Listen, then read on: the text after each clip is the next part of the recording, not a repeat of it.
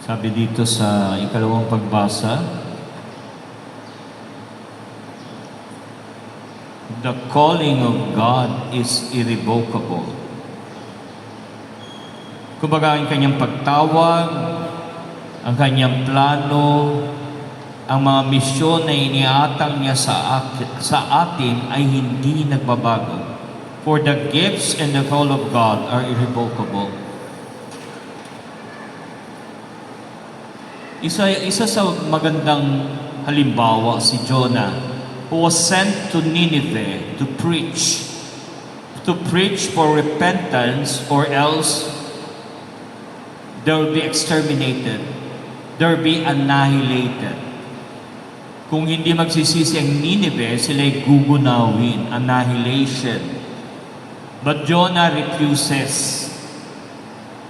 Siguro hindi niya matanggap kasi mga masasamang tao, bakit hindi na lang ituloy yung paggunaw?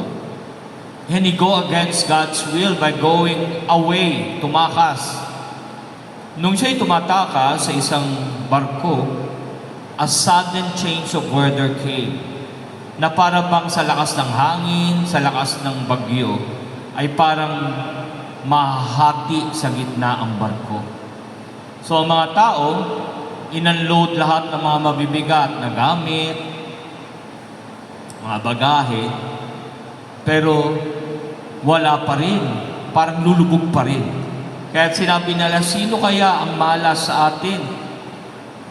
At inamin ni Jonah na siya'y tumatakas kay Yahweh, na siya'y isang Hebreo, and he is going and running away from God. Anong nangyari sa kanya? Tinapon siya ng mga tao. Muntik na siyang kainin ng pating, pero ang kumain sa kanya, balyena. 3 days siya nag-retreat sa tiyan ng balyena. Nagpapasalamat siguro siya dahil hindi siya patay. And on the third day, sinuka siya ng balyena sa lupa.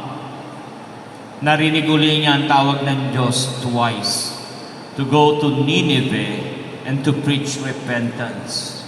This time, he obeyed. He obeyed. Kaya nga ba masamang umalis, masamang mag-go against sa calling ng Diyos? Dahil kapag nagparamdam ang Diyos, nahahati ang barko. Kaya mabuti nang tumugon. Pero kagandahan, hindi nagbago ang isip ng Diyos. Hindi siya nag-iba ng tao, maging sa ating mga kahinaan. Very evident to kay Abraham nung after the announcement na mabubuntis si Sarah, nainip sila dahil 25 years bago dumating si Isaac. Mula sa kanilang kalagitnaan ng paghihintay, sinabi ni Sarah kay Abraham, nasipingan niya ang katulong niya, kasambahay. Kaya nagkaanak si Abraham sa katulong nito na si Hagar, si Ismael. Kalauna, nagkagalit ang si Sarah at ang kanyang nabuntis na kasambahay. At ang sabi ni Sarah, mamili ka. I'll stay here or she will go together with her son, Ishmael. Kaya pinaalis si Abraham si Ismael at ang nanay nito. Pero God promised that Ismael will be a big nation.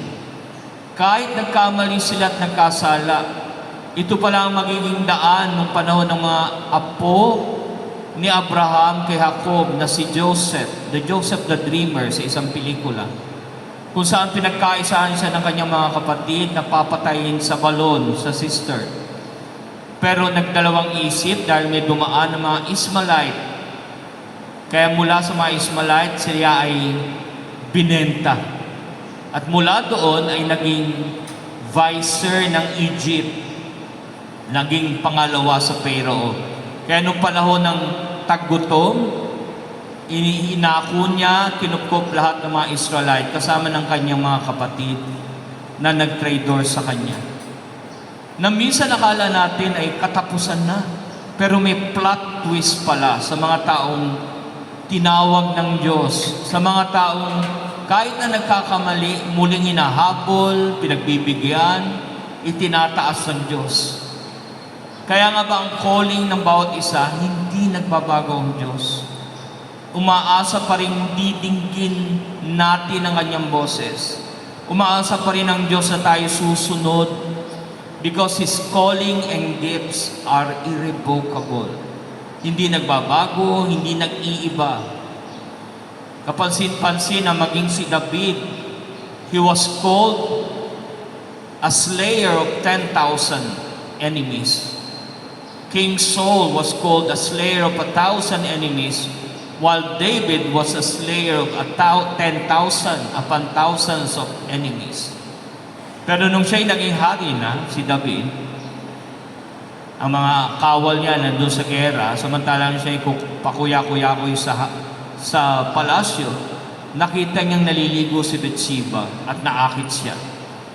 Nilagay niya sa harapan ng kanyang asawang si Uriah, sa harapan ng gera para mamatay at maangkin niya si Bathsheba. Na nagkaroon siya ng parusa na kinuha ni Yahweh ang unang anak ni Bathsheba bilang parusa sa kanyang kasalanan. Pero ang anak nitong pangalawang anak si Solomon, isa sa naging wisest king in all ages. At mula sa kanila, nagmula si Jesus, anak ni David.